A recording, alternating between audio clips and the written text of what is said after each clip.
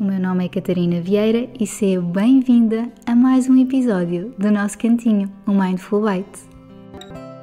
Este é o 34º, episódio 34 do Mindful Bites.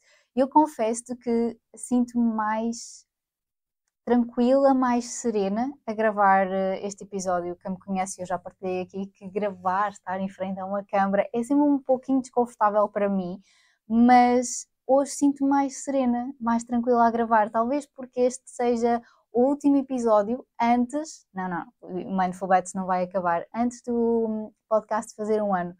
O Mindful Bites faz um ano daqui a 2 semanas. O próximo episódio vai ser um episódio especial, ainda não está bem idealizado, mas quero que seja mais informal, mais tranquilo, mais pessoal também, como vocês já estão habituadas, quem me ouve aqui neste safe space.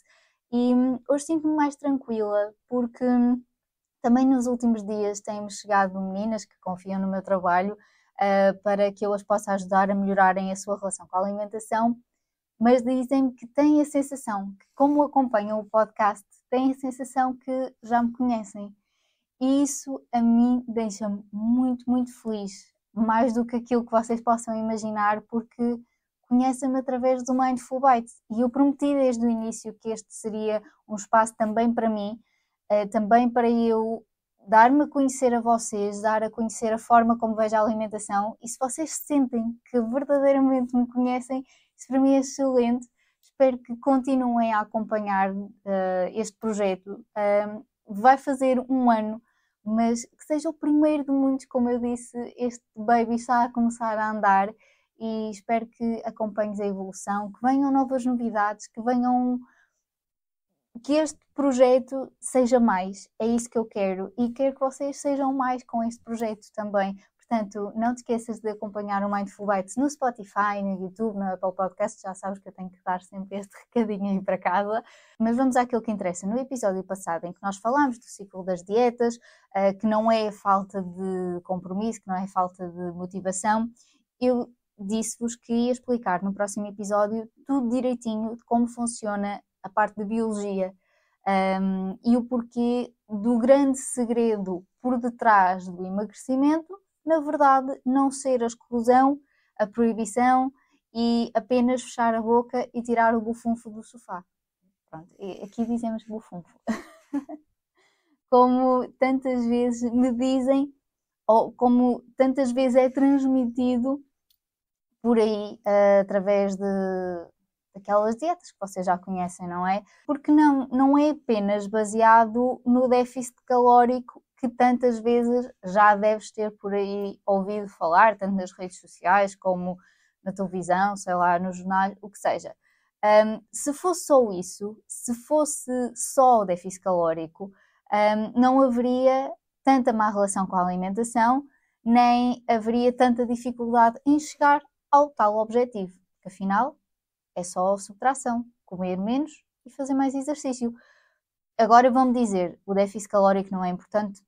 É, claro que sim, mas na minha opinião, se é o mais importante, não, nem por sombras.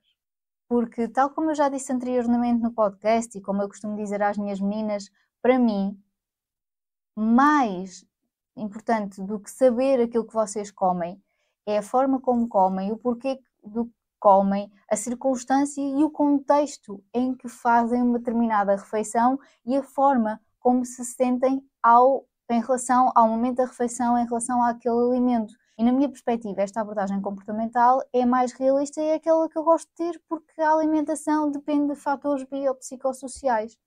Existe sempre uma imagem, e eu acho que já falei aqui no podcast, e eu gosto sempre de transmitir às minhas meninas, que eu vou tentar passar-vos aqui, também vou tentar incluir no momento da edição, vou tentar não me esquecer. Mas imaginem um iceberg. Imaginem um iceberg que vamos chamar-lhe o iceberg do emagrecimento. Não sei se vocês já ouviram este conceito. Onde no topo do iceberg, à superfície, estão todos aqueles fatores que associamos imediatamente ao emagrecimento. O que é que vocês já devem estar a pensar? Ok, os cálculos da ingestão calórica, os macro e os micronutrientes, as calorias, a parte da rotulagem, tudo aquilo que nós associamos imediatamente ao processo de emagrecimento. Mas isso é só a ponta do iceberg. Por baixo do iceberg tem que estar as bases.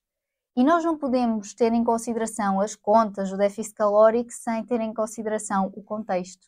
Os pensamentos sabotadores na alimentação que estão muito presentes, e nós já falámos aqui no podcast nas pessoas que já fizeram muitas dietas ou pseudo-dietas ou tentativas de falhar das dietas e que levaram à frustração, ou a mentalidade de dieta por parte da família e dos amigos que tiveram sempre em dieta, que também já falámos em vários episódios aqui do podcast.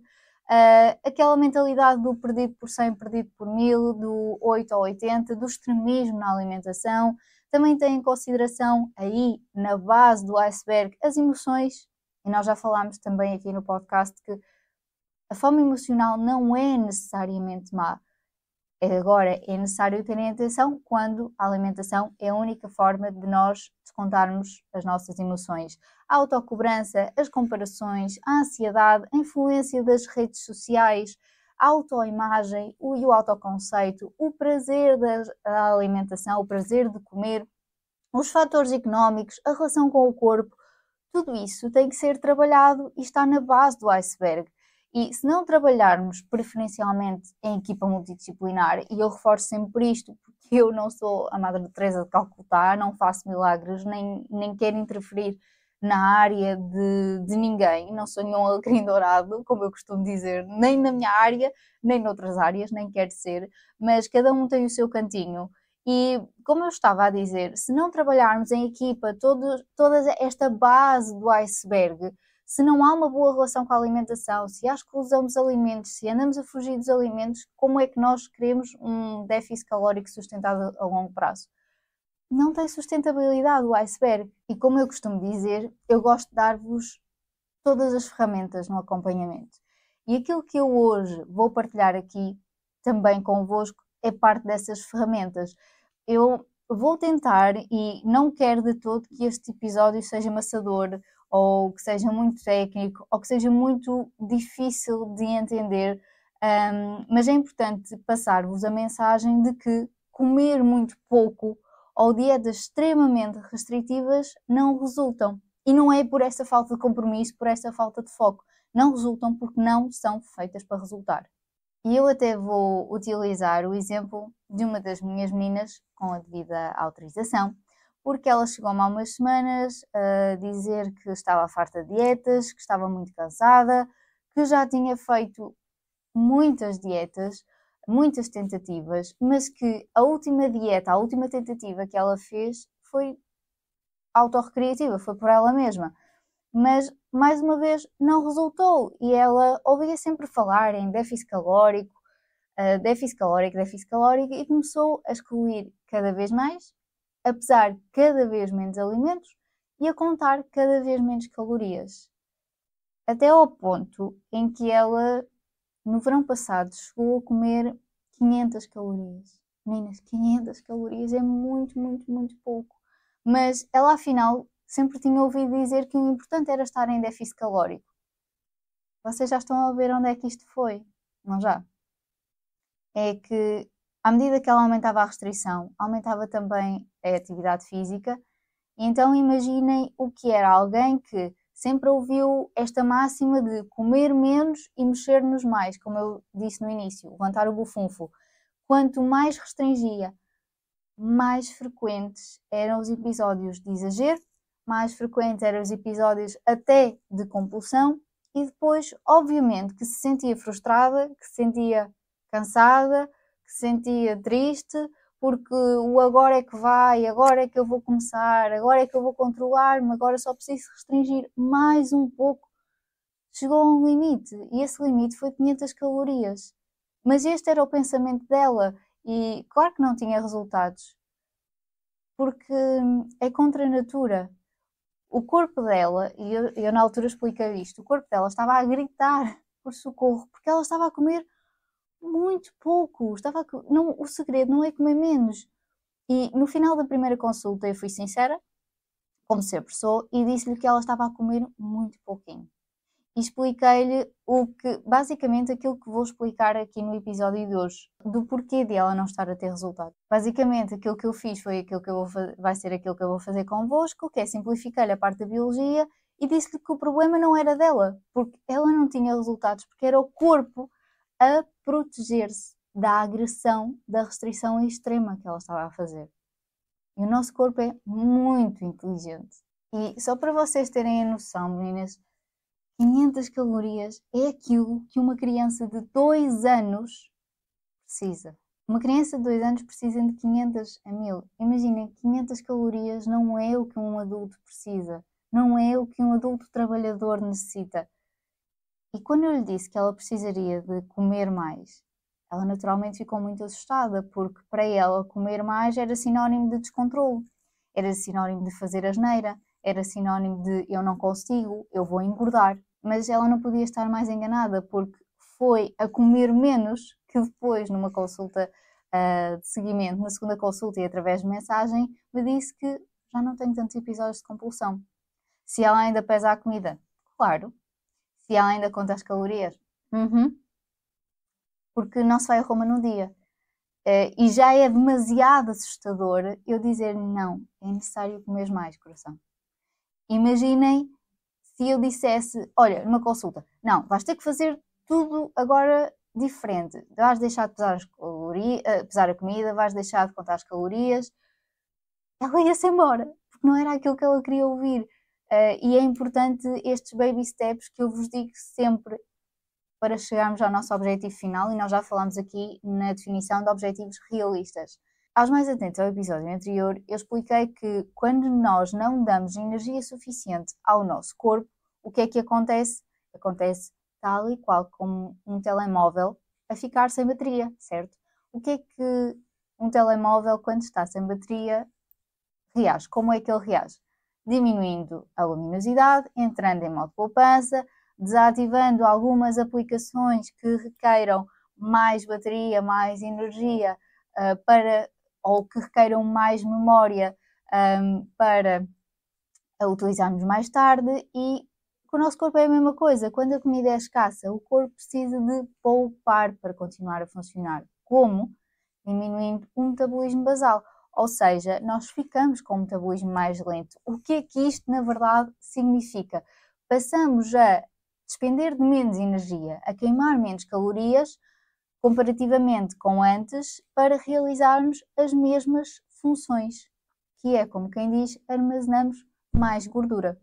Que é aquilo que nós não queremos num processo de emagrecimento, certo? E agora deves-me estar a perguntar, então, porquê é que o corpo, em situações em que eu como muito pouco, por exemplo, menos que 1000 calorias, como o exemplo que eu te dei há pouco, não vai buscar essa energia à gordura e à massa gorda, e vai buscar à massa muscular, por 3 razões específicas. Primeiro, porque o corpo precisa dessas proteínas musculares para as funções das células, para as funções das enzimas, para as funções das hormonas e para o sistema imunológico. Segundo, porque a glicose, que é a principal fonte de energia daqui do nosso cérebro, e nós já falámos disto em episódios anteriores, quando é derivada da proteína, é a forma mais imediata de fornecer energia ao cérebro e a outras funções. E a gordura, embora seja a principal reserva de energia, como nós já sabemos, requer um processo mais longo para ser convertida em combustível. Mas o corpo precisa dessa energia rapidamente. Nós não precisamos que o processo seja longo. Então, o corpo preserva mais essa energia da gordura para utilizar em momentos de necessidade mais prolongada, enquanto que a proteína é mais útil de forma mais imediata. Já compliquei muito a explicação.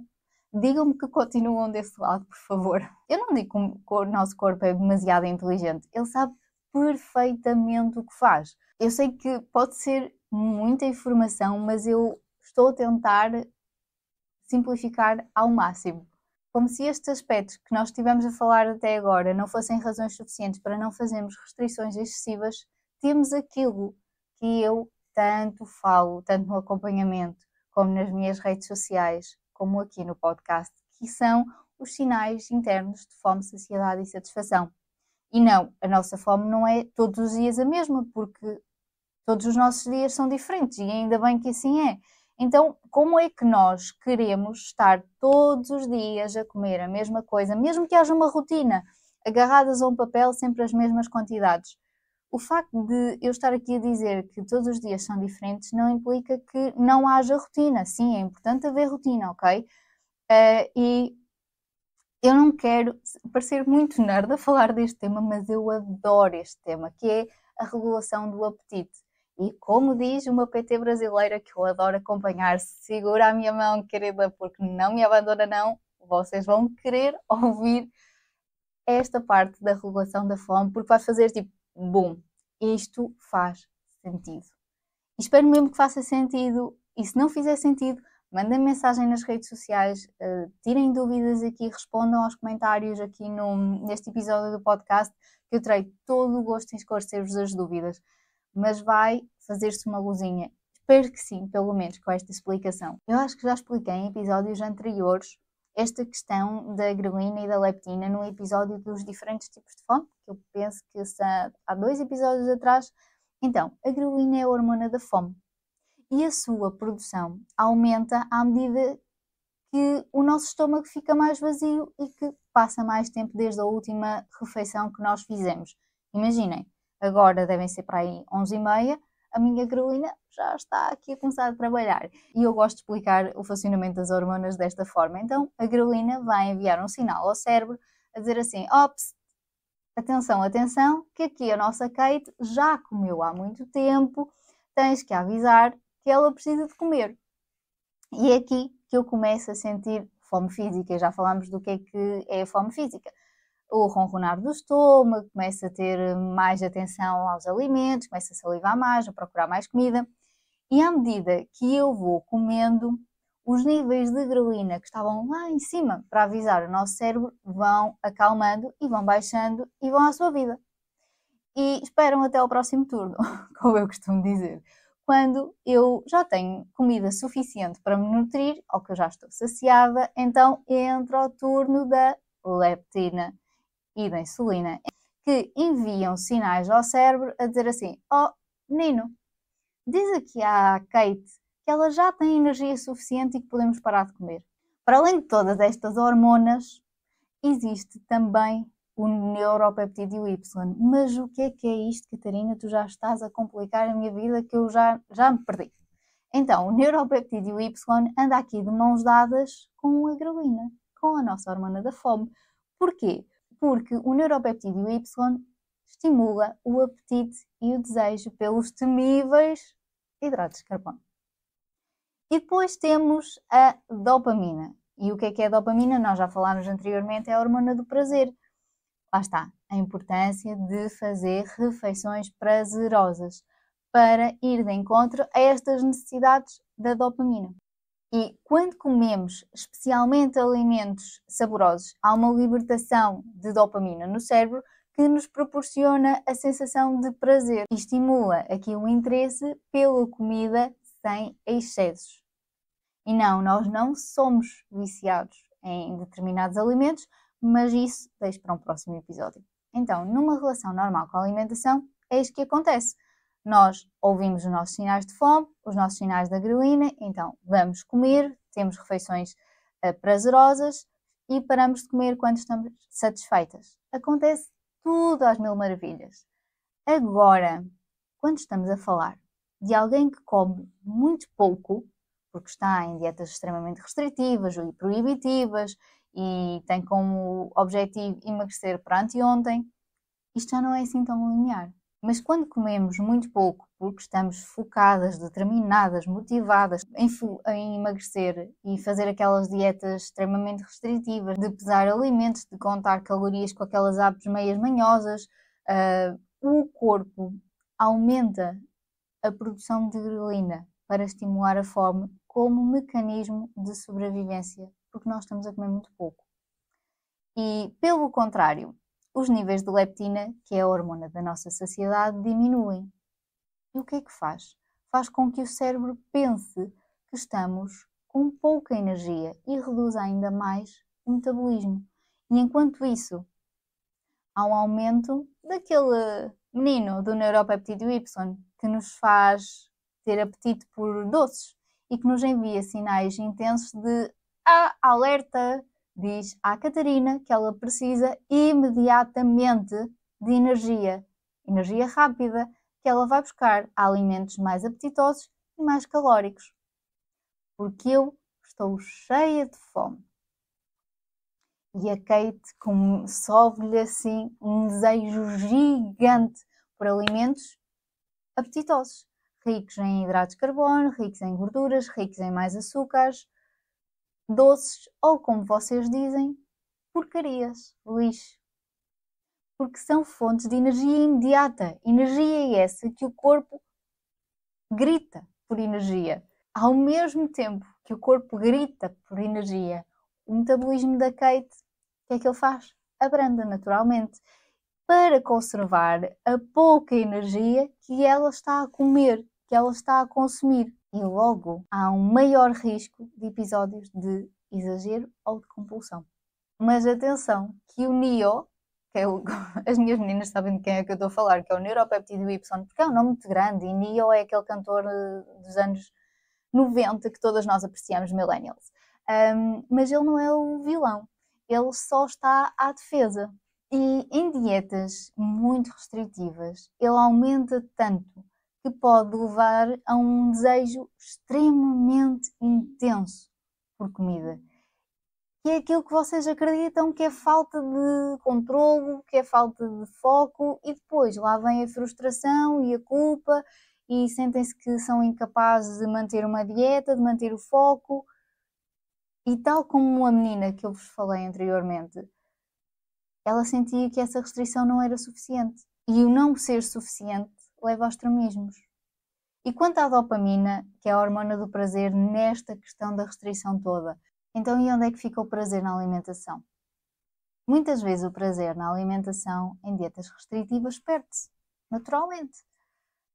Quanto à dopamina, quando há uma restrição muito intensa, inevitavelmente perde-se o prazer a comer. Porque há uma redução da libertação da dopamina. Faz com que o cérebro amplifique ainda mais e queira ainda mais alimentos calóricos, porque são alimentos altamente palatáveis, altamente prazerosos. Quando após um grande período de restrição por doces, e nós já falámos daquela analogia da respiração, quando comes alimentos que consideras porcarias, há uma descarga intensa desta dopamina e e quando após um episódio grande de restrição cedes e comes alimentos que consideras porcaria, há uma descarga grande de dopamina que torna esses alimentos ainda mais apelativos, ainda mais prazerosos, reforçando a ideia que se tornam viciantes e que são viciantes e que reforça a ideia e a vontade de os comer compulsivamente. Meninas, será que estou a complicar muito? Será que compliquei muito? Digam-me depois o feedback deste episódio. Estou muito curiosa por saber. Eu sei que pode ser muitos nomes, a grelina, a leptina, a dopamina, o NIO. Eu adoro o nome NIO. O NIO é muita coisa. Ouçam este episódio se não perceberem alguma coisa, ouçam novamente, façam perguntas, tirem-me dúvidas, estarei inteiramente disponível para vocês. E agora vocês perguntam como sair deste ciclo. Como é que eu vou regular a fome? Como é que eu vou atingir os meus objetivos sem recorrer a estas dietas extremamente restritivas e sair deste ciclo da dieta? Eu acredito que vocês já sabem a minha resposta. Vocês que me ouvem religiosamente já sabem o que é que eu digo, certo? Primeiro, é importante entenderes que comer menos, principalmente comer muito pouco, não significa atingires os resultados que tu queres, emagrecer mais rápido ou de forma mais saudável. Não é por comer mais, e eu sei que assusta este discurso, principalmente se já tentaste várias dietas sem sucesso, que vais aumentar de peso. E já percebeste o porquê de teres aumentado de peso, não já? Após uma dieta? Espero que sim, com esta explicação hoje, baseada puramente em biologia, espero que tenhas conseguido entender mais ou menos a forma como as coisas acontecem. Mas mais importante do que a quantidade de comida é a qualidade. É, como eu já referi em episódios anteriores, é não excluir nada, até porque excluir, restringir, não resulta a longo prazo. Tens é que complementar alimentos mais interessantes nutricionalmente com fear foods, para vocês, para nós, fun foods, alimentos que te dão prazer, até para suprir as necessidades de dopamina, como nós já falámos anteriormente, ouvir os teus sinais de fome e saciedade e teres uma boa relação com a alimentação. E aquilo que eu acabei de partilhar neste episódio com vocês é ciência. Eu não inventei nada, há estudos comprovados. É biologia. Não foi uma coach em ciências da vida ou um PT que fez. Não, não vou entrar por aí. Ou alguém que fez uma dieta que miraculosamente funcionou, aquelas dietas dos três, não sei quê, não é? Não, é ciência, é biologia, é explicar-te o porquê das coisas. O porquê de acontecer, das dietas não resultarem.